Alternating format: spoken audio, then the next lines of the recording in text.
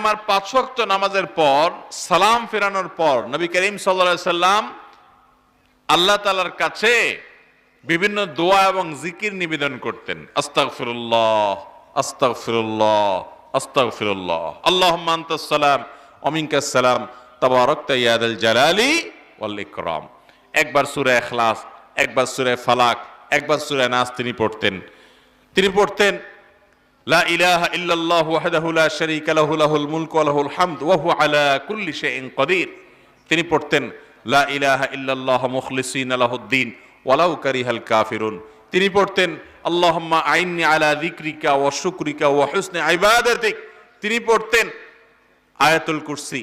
তিনি পড়তেন সুবহানাল্লাহ 33 বার, আলহামদুলিল্লাহ 33 বার, 33 বার আল্লাহু আকবার, 34 নম্বর বার লা ইলাহা ইল্লাল্লাহু ওয়াহদাহু লা শারীকা লাহু লাহুল মুলকু ওয়া লাহুল হামদু ওয়া হুয়া আলা কুল্লি শাইইন কাদির। কোন বর্ণনা আছে যে